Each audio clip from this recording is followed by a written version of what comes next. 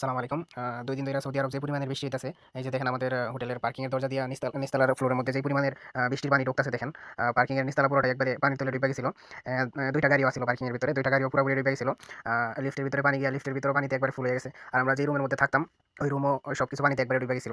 রুমের ভিতর থেকে একটা সামান আনতে পারি নাই। পুরাপুরি সামান, ফ্রিজ যা কিছু আছে সবকিছু একবারে পানিতে ডুইবা গেছে। আমাদের রুমের ভিতরে যে কি অবস্থা হইছে ওইটা ভিডিওর লাস্টটাতে দেখতে পারবেন।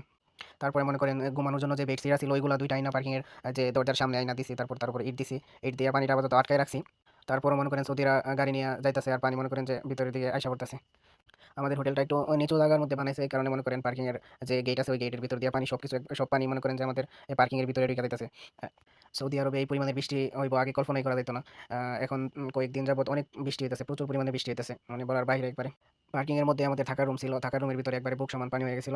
তো যত সামান আছিল সব সামান মনে করেন যে নষ্ট হয়ে গেছে। কোনো সামান আনতে পারি নাই। ব্যাগ-ট্যাগ সবকিছু রুমের ভিতরেই আছিল। তারপর হোটেলের মালিক আসছে। হোটেলের মালিক আসার পর ২ টা মেশিন লাগাইছে। মেশিন লাগায় পার্কিং এর ভিতর থেকে সব পানি বার করছে। পানি যখন একটু কমছে, হাঁটু পানি সমান হইছে, তখন আমরা আমাদের রুমের ভিতরে গেলাম দেখতে কি অবস্থা। যাওয়ার পরে কি অবস্থা দেখেন, ফ্রিজ, তারপর গ্যাস, কম্বল যা কিছু আছে সবকিছু একবারে পানির তলে চলে গেছিল। এখন পানি কম হইছে এই কারণে সবকিছু একবারে এলোমেলো হয়ে আছে।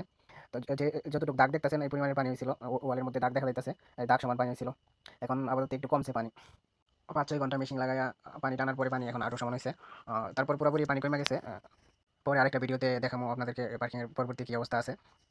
বৃষ্টি এখন আপাতত থামছে। প্রচুর পরিমাণের বৃষ্টি। এই বছর মনে করেন সৌদি আরবে যেই পরিমাণের বৃষ্টি হইতাছে মানে একবারে চিন্তা ভাবনার বাহিরে।